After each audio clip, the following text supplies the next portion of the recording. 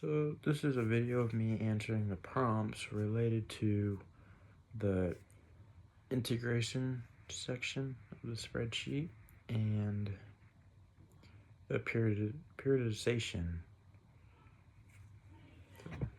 Here we go. So I'm not really training for like a competitive sport. I'm using periodization to like structure my year in a way that would avoid plateaus and burnouts. So like in the early months, I would focus more on high volume and then lower intensity work, and then which would help me build a foundation. And in the middle of the year, I would shift towards like strength, power, and speed development. So, and then later on in the months, I would return to like moderate intensity, and then like stabilization work.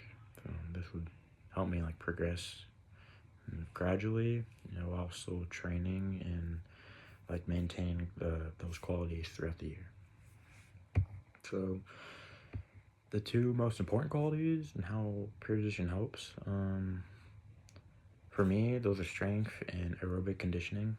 So for strength, this like accumulation and the transmutation phase, which they're highlighted in the table. So it's high volume and higher intensity, which will help me progressively overload my muscles and help build strength over time safely, which is the most important part.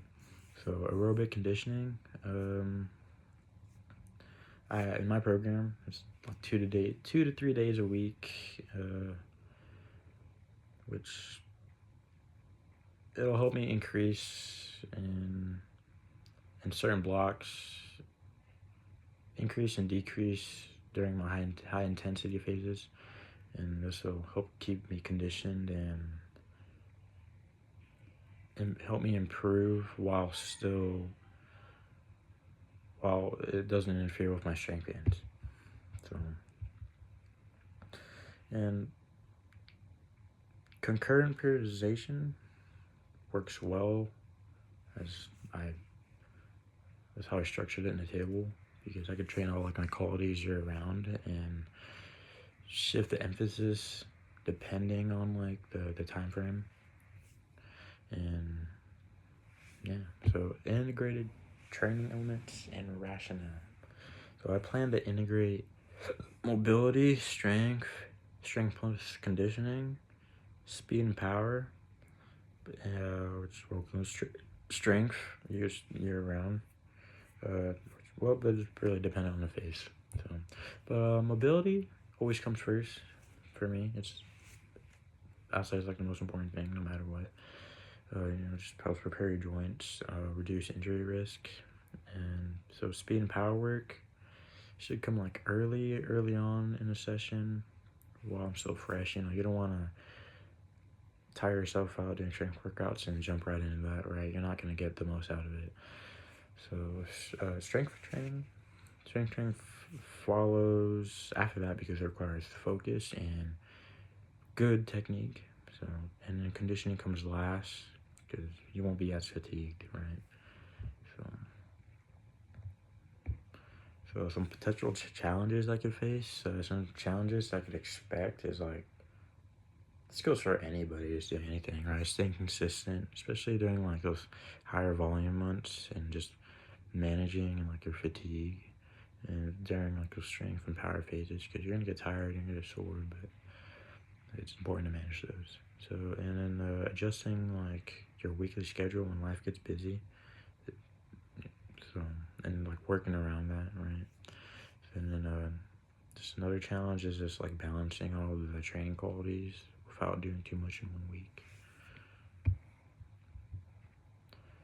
So the training sessions per week per month.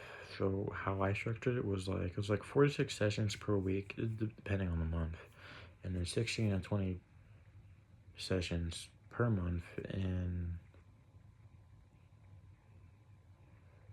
those phases. So going back, 4 to 6 sessions per week, depending on the month. So lower frequency three sessions per week during the recovery months, and then for moderate frequency, like 4 to 5 sessions per week during the stabilization phases. So this this changes throughout the year because the training blocks shift from high volume to high intensity transmutation, and then to recovery and stabilization. Adjusting the frequency like helps you manage your fatigue and maintain progress, and just staying focused and locked in.